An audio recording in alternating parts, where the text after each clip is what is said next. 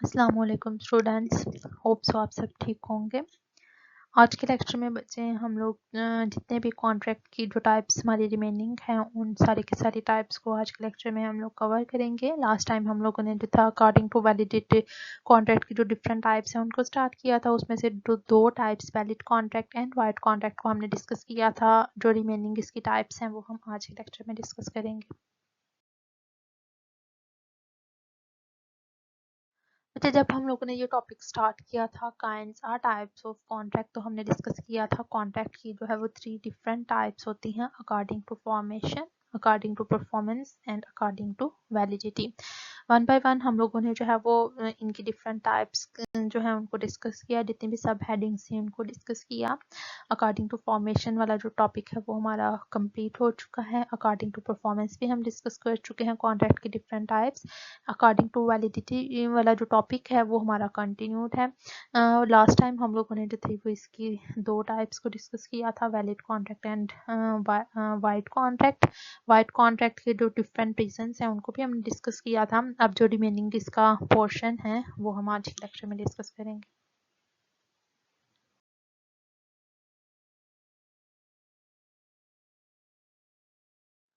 According to validity बच्चे contract की different types हैं, ये हम लोग लास्ट लेक्चर में भी डिस्कस की थी। वैलिड कॉन्ट्रैक्ट है, वाइड कॉन्ट्रैक्ट है, ये दोनों फर्स्ट जो टू टाइप्स हैं ये हम डिस्कस कर चुके हैं। नेक्स्ट वन है voidable contract, illegal agreement, unenforceable contract and void agreement. तो बच्चे ये जो रिमेनिंग 4 टाइप्स हैं, voidable contract, illegal agreement, unenforceable contract and void agreement, ये चारों हम आज के लेक्चर में डिस्कस करेंगे। Voidable contract. These type of contracts are defined in section 2 subsection 1 of the Contract Act. बच्चे अब ये जो voidable contract होते हैं ये आप लोगों का जो Contract Act है उसके सेक्शन नंबर 2 और सबसेक्शन जो है वो 1 में डिफाइन किए गए हैं। डेफिनेशन में रीड करने लगी हूँ इसकी। An agreement which is enforceable by law at the option of one or more of the parties thereto, but not at the option of the other or others is a voidable contract. But ऐसा contract जो कि एक या फिर जो है वो एक से ज्यादा पार्टीज की जो है वो ऑप्शन के ऊपर इनफोर्सेबल हो, लेकिन जो है वो दूसरे किसी पार्टी के जो है वो ऑप्शन के ऊपर इनफोर्सेबल ना हो, उसको हम लोग जो है वो वाइडेबल कॉन्ट्रैक्ट कहते हैं। मींस के आप लोग जब कॉन्ट्रैक्ट कर रहे हैं तो उसमें जो दोनों पार्टीज इन्वॉल्व हैं उनमें से एक पार्टी के पास ऑप्शन होगा कि वो उस कॉन्ट्रैक्ट को जो है वो एक्सेप्ट करेगी, उस कॉन्ट्रैक्ट को जो है वो पूरा करेगी और जो है वो इन्फोर्सेबल बनाएगी या नहीं, ठीक है। और जो दूसरी पार्टी है वो उसको जो है वो कॉन्ट्रैक्ट को फुलफिल करने पर मजबूर नहीं कर सकती, यानी कि जिस पार्टी के पास जो है वो ऑप्शन है उसके ऊपर फिर डिपेंड करता है कि कॉन्ट्रैक्ट वैलिड होगा या फिर वाइड होगा। मीन्स के डिफरेंट मैंने आप लोगों के साथ जो है वो बच्चे एग्जांपल्स शेयर की थी जिसमें हम लोग जो है वो कॉन्सेंट की बात करते हैं। अगर पार्टीज का जो है वो कॉन्सेंट फ्री नहीं होता तो कॉन्ट्रैक्ट जो है वो वाइडेबल होता है। जो सफरिंग पार्टी होती है उसके ऑप्शन पे डिपेंड कर रहा होता है, अगर वो विलिंग हो उस कॉन्ट्रैक्ट को कंटिन्यू करने में, उस कॉन्ट्रैक्ट को फुलफिल करने में, तो कॉन्ट्रैक्ट जो है वो फुलफिल किया जाएगा। अदरवाइज जो है वो कॉन्ट्रैक्ट फिर वाइड होगा अगर वो जो है वो इन फ्यूचर कॉन्ट्रैक्ट को जो है वो फुलफिल करने से इनकार कर दे। तो वाइडेबल कॉन्ट्रैक्ट ऐसा कॉन्ट्रैक्ट होता है जिसमें जो दोनों पार्टीज कॉन्ट्रैक्ट में इन्वॉल्व हैं उनमें से एक पार्टी के पास ये ऑप्शन मौजूद है कि वो कॉन्ट्रैक्ट को पूरा करना चाहे या ना करना चाहे। तो फिर जो है वो फिर वो जो पार्टी जिसके पास ये ऑप्शन मौजूद है उसके ऊपर जो है वो डिपेंड कर रहा होता है कि वो इन फ्यूचर कॉन्ट्रैक्ट को वैलिड करेगी उसको फुलफिल करके, या फिर कॉन्ट्रैक्ट को जो है वो वाइड कर देगी उसको जो है वो फुलफिल ना करके। अगर मैं आप लोगों के साथ बच्चे एक एग्जांपल शेयर करूं, इसमें जो है दो पार्टीज हैं, एक पर्सन का नाम जो है वो ए है और दूसरे पर्सन का नाम जो है वो बी है। अब ए जो है वो एग्री हो गया है कि वो जो है वो 1 लाख रुपया जो है वो पे करेगा दूसरे पर्सन बी को, कि अगर वो उसके लिए जो है वो एक एंटीक चेयर जो है वो बना देगा। ये कॉन्ट्रैक्ट जो है वो वैलिड है, लेकिन सिर्फ और सिर्फ इसमें प्रॉब्लम बच्चे ये है कि जो बी वाला पर्सन इसमें मौजूद है वो एक माइनर पर्सन है और वो लीगली किसी कॉन्ट्रैक्ट में जो है वो एंटर नहीं हो सकता। इसलिए ये कॉन्ट्रैक्ट जो है वो वैलिड कॉन्ट्रैक्ट जो है वो नहीं होगा और जो है ये वाइडेबल कॉन्ट्रैक्ट है at the option of B. अगर बी जो है इस कॉन्ट्रैक्ट को फुलफिल करना चाहे तो कर सकता है, लेकिन अगर भी इस कॉन्ट्रैक्ट को फुलफिल नहीं करना चाहता तो जो दूसरा पर्सन ए है जो कि उसको ऑफर कर रहा है मनी, वो जो है वो इसको फोर्स नहीं कर सकता कि वो इस कॉन्ट्रैक्ट को फुलफिल करे। अब बच्चे कॉन्ट्रैक्ट जो है वो उसके जो वाइडेबल जो है वो उसके डिफरेंट रीजंस हैं जिनकी वजह से कॉन्ट्रैक्ट जो है वो वाइडेबल होता है। वो रीज़न अब हम वन बाय वन डिस्कस करते हैं। फर्स्ट रीजन बच्चे जिसकी वजह से कॉन्ट्रैक्ट जो है वो वाइडेबल हो जाता है वो है कॉन्सेंट इज नॉट फ्री। अगर पार्टीज जो कॉन्ट्रैक्ट में इन्वॉल्व हैं उनमें से किसी एक पार्टी का भी कॉन्सेंट फ्री नहीं है तो उस पार्टी के जो है वो ऑप्शन पे फिर डिपेंड करेगा कि वो इन फ्यूचर उस कॉन्ट्रैक्ट को जो है फुलफिल करे या ना करे। और ये जो है वो उस पार्टी के ऑप्शन के ऊपर, जो सफरिंग पार्टी है जिसका कॉन्सेंट फ्री नहीं है, उस के ऑप्शन के ऊपर जो है वो वाइडेबल कॉन्ट्रैक्ट कंसिडर किया जाएगा। अब बच्चे कॉन्सेंट जो है वो फ्री जो है वो डिफरेंट केसेस मैंने आपको साथ डिस्कस किए थे जिसकी वजह से कॉन्सेंट जो है वो फ्री नहीं होता पार्टीज का। जब हम लोगों ने एसेंशियल्स ऑफ वैलिड कॉन्ट्रैक्ट को डिस्कस किया था तो तब हमने फ्री कॉन्सेंट वाला जो पॉइंट था उसको मैंने इन डिटेल आपके साथ डिस्कस किया था। डिफरेंट 5 रीजन आपके साथ डिस्कस किए थे जिसमें जो है बच्चे कॉशियन भी शामिल है। अगर जोर ज़बरदस्ती आप लोग किसी पार्टी को जो है वो फोर्स करते हैं कि वो कॉन्ट्रैक्ट में आपके साथ एंटर हो जाए तो इट मीन्स कि पार्टी का कॉन्सेंट फ्री नहीं है। जैसे मैंने डिस्कस किया कि अगर गन पॉइंट पर आप किसी पार्टी को जो है फोर्स करते हैं कि वो अपनी प्रॉपर्टी आपके नाम कर दे या फिर कोई और काम उससे करने के लिए कहते हैं या फिर उसको थ्रेट करने की कोशिश करते हैं उसको, या फिर उसके जो है किसी फैमिली मेम्बर को थ्रेट करने की कोशिश करते हैं, तो इसकी वजह से कॉन्सेंट जो है उस पार्टी का फ्री नहीं होगा और उस पार्टी के ऑप्शन के ऊपर ये कॉन्ट्रैक्ट जो है वो वाइडेबल होगा। इट मीन्स इन फ्यूचर अगर वो जो है कॉन्ट्रैक्ट को फुलफिल करना चाहे तो कॉन्ट्रैक्ट जो है वो वैलिड हो जाएगा, लेकिन अगर वो कॉन्ट्रैक्ट को फुलफिल नहीं करना चाहती तो कॉन्ट्रैक्ट जो है वो फिर वाइड हो जाएगा। इसके अलावा जो सेकंड रीजन मैंने आप लोगों के साथ डिस्कस किया था वो था अनड्यू इन्फ्लुएंस। यानी कि अनड्यू इन्फ्लुएंस आप जो कॉन्ट्रैक्ट कर रहे हैं, जो दोनों पार्टीज हैं जो कॉन्ट्रैक्ट में इन्वॉल्व हैं, उनमें से एक पार्टी जो है अपना अनड्यू इन्फ्लुएंस जो है वो यूज़ करेगी। मीन्स कि वो किसी ऐसी पोस्ट पर होगी, किसी ऐसी पोजीशन के ऊपर होगी जिसकी वजह से उसके पास जो है वो ज़्यादा राइट्स होंगे, ज़्यादा अथॉरिटी होगी और वो जो अपने से कम जो है वो अथॉरिटी वाले लोगों को जो है वो अपनी पावर का फिर इस्तेमाल करते हुए उनको जो है वो मजबूर कर सकती है कि उसके साथ कॉन्ट्रैक्ट में एंटर हों और उस कॉन्ट्रैक्ट को जो है वो फुलफिल करें। जैसे मैंने आपके साथ जो है वो डिस्कस किया था कि फादर और सन, अनड्यू इन्फ्लुएंस जो है वो फादर यूज़ करके अपने बेटे से कोई भी काम जो है वो करवा सकता है।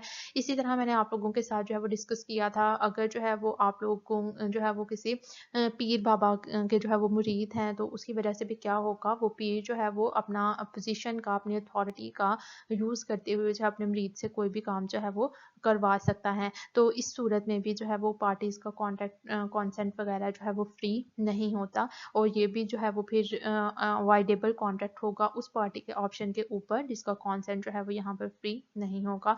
इसके अलावा बच्चे मैंने आप लोगों से जो है वो एक डिस्कस किया था फ्रॉड को टॉपिक, कि अगर जो है वो एक पार्टी दूसरी पार्टी से कॉन्ट्रैक्ट में शामिल हुई है सिर्फ और सिर्फ इस रीज़न की वजह से कि वो दूसरी पार्टी को नुकसान पहुंचाए, ठीक है, वो चाहे जो है वो फाइनेंशियली उसको जो है वो टॉर्चर करने की कोशिश करे, उसको जो है वो लॉस करवाने की कोशिश करे या फिजिकली जो है वो उसको नुकसान पहुंचाने की कोशिश करे, और जो है वो इस मकसद के लिए अगर वो जानबूझकर कॉन्ट्रैक्ट से रिलेटेड जितने भी फैक्ट्स हैं, जितने भी हकायक हैं वो उससे छुपाती है, तो इस सूरत में भी फिर कॉन्ट्रैक्ट जो है वो वाइडेबल होता है उस पार्टी के ऑप्शन के ऊपर जिससे जो है वो फैक्ट्स वगैरह छुपाए गए हैं, जो सफरिंग पार्टी है जिसको नुकसान पहुंचाने की कोशिश की गई है। तो अगर उसके ऊपर जो है वो हकायक वाज़िया हो जाते हैं तो वो फिर क्या कर सकते हैं, इस कॉन्ट्रैक्ट को फुलफिल करें या फिर इस कॉन्ट्रैक्ट को जो है वो फुलफिल ना करें, उसके ऑप्शन के ऊपर डिपेंड कर रहा होता है। इसी तरह अगर बाय मिस्टेक जो है वो कॉन्ट्रैक्ट में पार्टीज जो है वो एंटर हो गई हैं, चाहे जो है वो बाय लिटरल मिस्टेक है चाहे जो है वो यूनिलिटरल मिस्टेक है, यानी कि दोनों पार्टीज जो हैं वो बाय मिस्टेक जो है वो कॉन्ट्रैक्ट में एंटर हुई हैं या दोनों में से कोई एक पार्टी जो है वो कॉन्ट्रैक्ट में एंटर हुई है, तो इसकी वजह से भी कॉन्सेंट जो है वो फ्री नहीं होता। इसके अलावा बच्चे मिस रिप्रेजेंटेशन की वजह से भी कॉन्ट्रैक्ट जो है वो वाइडेबल होता है, जिसमें जो है वो कोई एक पार्टी जो है वो दूसरी पार्टी से जो है वो फैक्ट्स वगैरह जो है वो छुपाती है, मीन्स के वो उसको नुकसान पहुंचाने की तो इसमें कोशिश नहीं कर रही होती, लेकिन वो जो खुद समझती है कि ठीक है ये जो फैक्ट्स वगैरह हैं ये बिल्कुल ठीक है और दूसरी पार्टी को भी यही यकीन दिलाने की कोशिश करे, लेकिन इन रियलिटी जो है वो जो फैक्ट्स उसको बता रही है दूसरी पार्टी को वो फ्री ना हो, जिसकी वजह से दूसरी पार्टी को जो है वो लॉस बियर करना पड़े। तो फिर जो सफरिंग पार्टी है उसके ऊपर डिपेंड करता है कि वो कॉन्ट्रैक्ट जो वाइडेबल है उसके ऑप्शन के ऊपर उस कॉन्ट्रैक्ट को कंटिन्यू करेगी, उस कॉन्ट्रैक्ट को फुलफिल करेगी, वैलिड बनाएगी या फिर वाइड कॉन्ट्रैक्ट बनाएगी। तो ये बच्चे डिफरेंट 5 केसेस हैं जिसमें पार्टीज का जो है वो कॉन्सेंट फ्री नहीं होता और कॉन्ट्रैक्ट जो है वो वाइडेबल बन जाता है। इसी तरह प्रिवेंशन बाय पार्टी के जरिए भी कॉन्ट्रैक्ट जो है वो वाइडेबल हो जाता है। अगर दो पार्टीज बच्चे कॉन्ट्रैक्ट करती हैं और दोनों पार्टीज जो है वो उस टाइम तो बिल्कुल एग्री थी, कॉन्ट्रैक्ट जो था वो भी वैलिड था, लेकिन बाद में जब एक पार्टी जो है वो कॉन्ट्रैक्ट कॉन्ट्रैक्ट को फुलफिल करने की कोशिश करती है, अपने जो ऑब्लिगेशंस हैं उनको परफॉर्म करने की कोशिश करती है, और दूसरी पार्टी जो है वो उसको ऐसा करने से रोक देती है, तो फिर ये क्या है, प्रिवेंशन बाय अ पार्टी, यानी कि एक पार्टी दूसरी पार्टी को उसके ऑब्लिगेशन जो है वो परफॉर्म करने से रोक रही है, कॉन्ट्रैक्ट को फुलफिल करने से रोक रही है। इस सूरत में भी कॉन्ट्रैक्ट जो है वो वाइडेबल कॉन्ट्रैक्ट जो है वो शुमार किया जाएगा। जैसे अगर मैं आप लोगों के साथ बच्चे एग्जांपल शेयर करूं, तो अगर दो पार्टीज हैं, ए का नाम जो है वो ए है और दूसरे का नाम जो है वो बी है। अब ए जो है वो बी के साथ एग्रीमेंट करता है कि वो उसके लिए जो है वो बी की एक पेंटिंग बनाएगा, और जो है वो इन रिटर्न उसे जो है वो 1 लाख रुपया जो है वो रिसीव करेगा।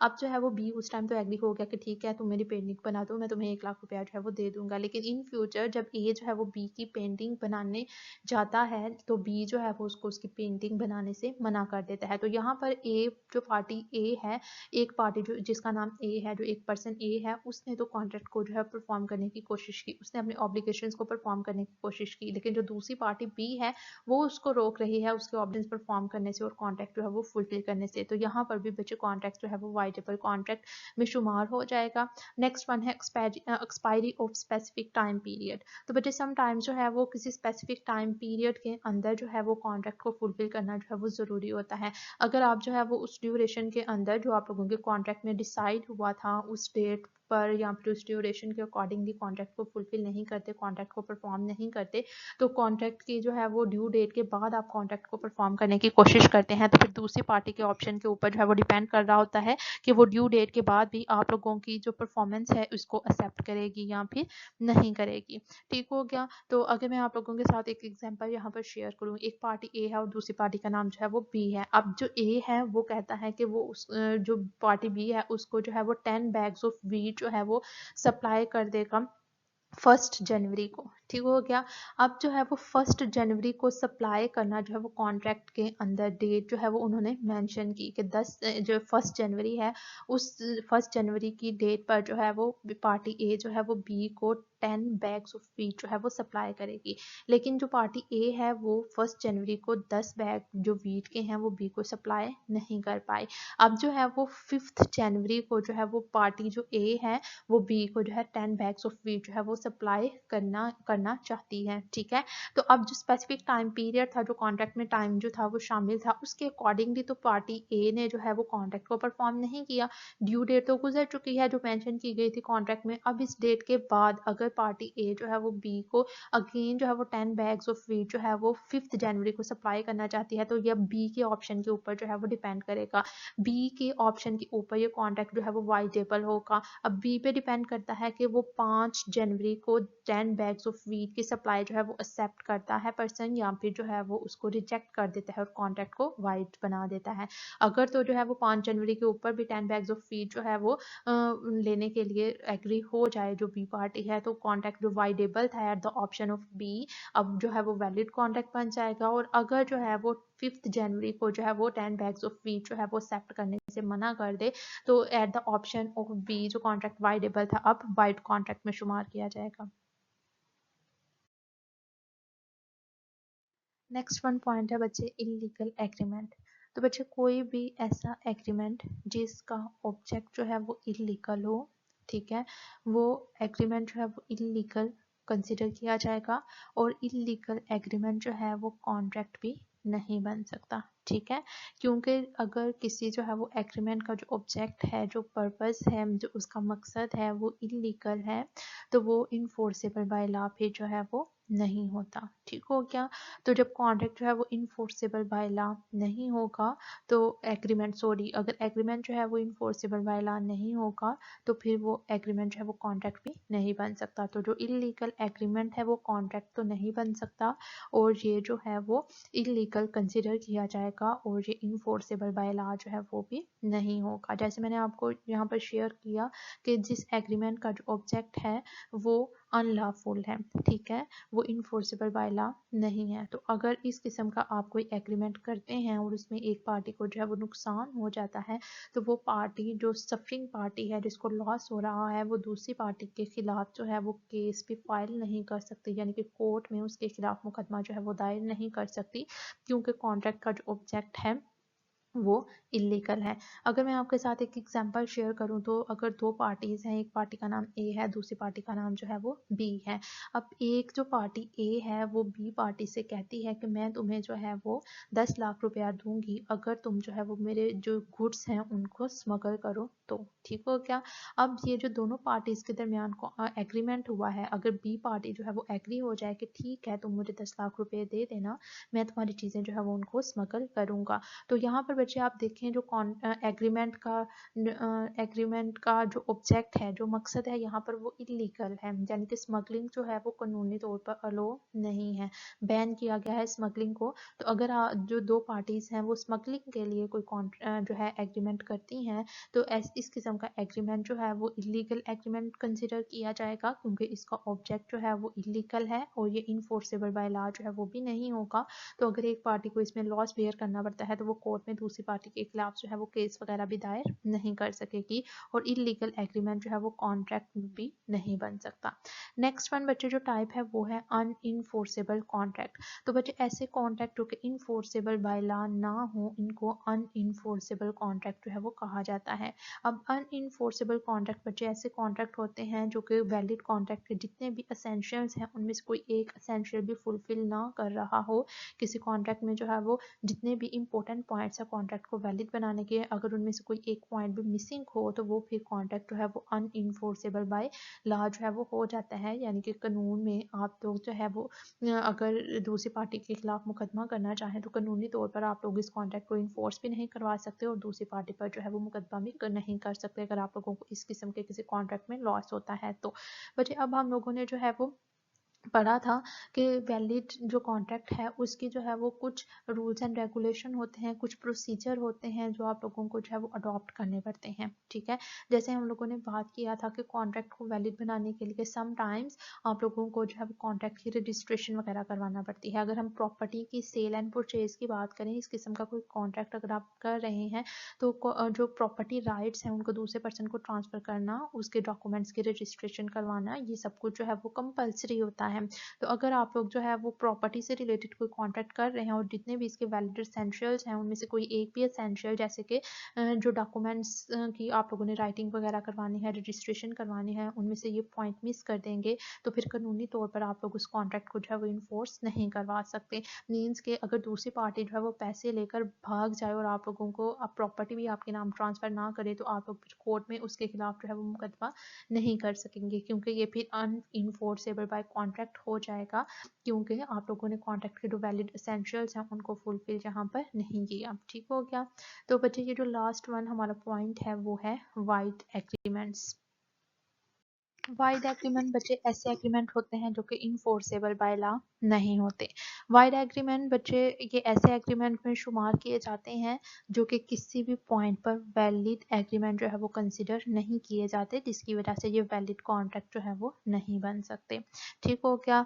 तो अगर जो है वो दोनों पार्टीज कॉन्ट्रैक्ट में जो शामिल हैं वो कोई ऐसी किस्म का एग्रीमेंट कर रही हैं जो कि किसी भी पॉइंट पर जो है वो वैलिड नहीं है, या फिर वो स्टार्टिंग से ही जो है वो वाइड है, तो इस कॉन्ट्रैक्ट को इस एग्रीमेंट को जो है हम लोग वाइड एग्रीमेंट का नाम देते हैं। ठीक है, और वाइड एग्रीमेंट बच्चे वैलिड कॉन्ट्रैक्ट जो है वो नहीं बन सकते। ठीक हो गया? तो ये वजह हम लोगों ने जो है वो अकॉर्डिंग टू वैलिडिटी जो कॉन्ट्रैक्ट की डिफरेंट टाइप्स हैं उनको हम लोगों ने वन बाय वन डिस्कस किया।